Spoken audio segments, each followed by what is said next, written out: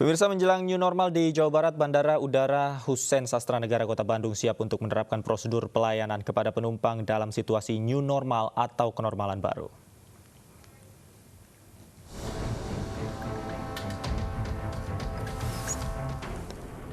Akhirnya mengumumkan pembatalan pemberangkatan haji tahun 2020. Pembatalan didasari atas tidak dibukanya akses jemaah haji dari negara manapun karena adanya COVID-19. Pihak Arab Saudi tak kunjung membuka akses bagi jemaah haji dari negara manapun. Akibatnya, pemerintah tidak mungkin lagi memiliki cukup waktu untuk melakukan persiapan utamanya dalam pelayanan dan perlindungan jemaah.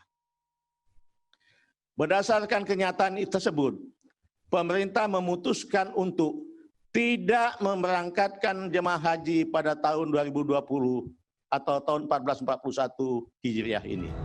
Menteri Agama menambahkan bahwa pemerintah Indonesia tidak memiliki cukup waktu untuk mempersiapkan penyelenggaraan haji tahun ini. Lebih lanjut, pemerintah menjanjikan jemaah haji yang batal berangkat tahun ini akan diprioritaskan berangkat di musim haji 2021 mendatang. Sikap pemerintah menuai pro dan kontra. Komisi 8 DPR RI menuding pemerintah berjalan sendiri tanpa koordinasi dengan wakil rakyat.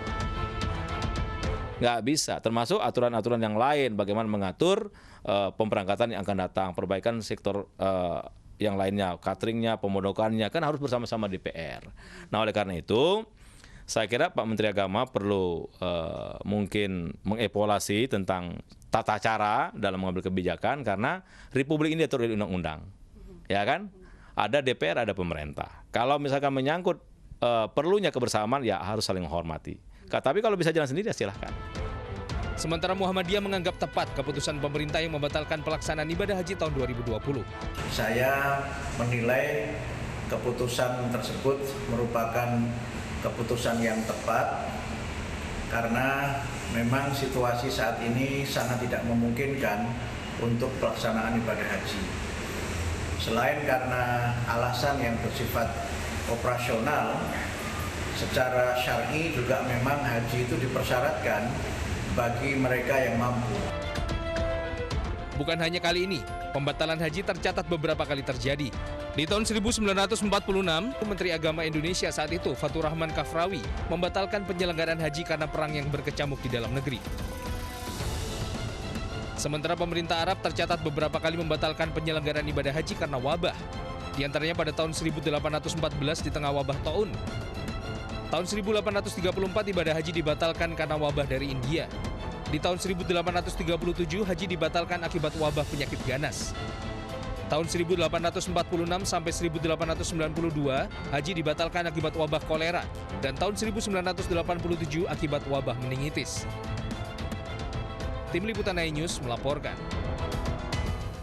Terkait pembatalan pemberangkatan haji tahun ini, pemerintah memastikan dana haji yang disetor jemaah akan disimpan dan dikelola oleh BPKH.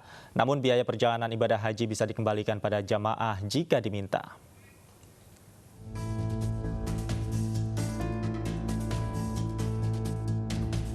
Setelah memastikan pembatalan penyelenggaraan haji tahun 2020, pemerintah menjamin dana haji yang disetor jemaah akan disimpan dan dikelola oleh Badan Pengelola Keuangan Haji atau BPKH.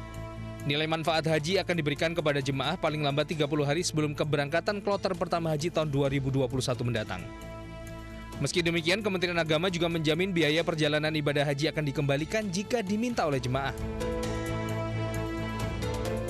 Ada dua opsi pengembalian pelunasan ibadah haji. Opsi pertama, pengembalian biaya diajukan langsung oleh jemaah ke Kanwil Kementerian Agama di daerah.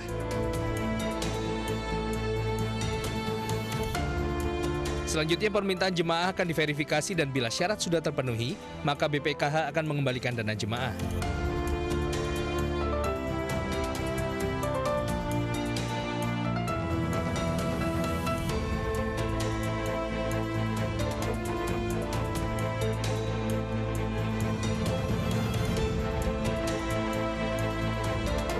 Sementara opsi kedua, pengembalian diajukan langsung oleh Kanwil Kementerian Agama di daerah pada Badan Pengelola Keuangan Haji. Selanjutnya, jemaah yang dananya dikembalikan akan diubah statusnya di Siskohat menjadi belum lunas, sehingga tidak lagi termasuk jemaah haji yang akan diprioritaskan pemberangkatannya. Dana yang dikembalikan pada jemaah adalah biaya pelunasan haji reguler 1441 Hijriah atau tahun 2020. Tim Liputan iNews melaporkan.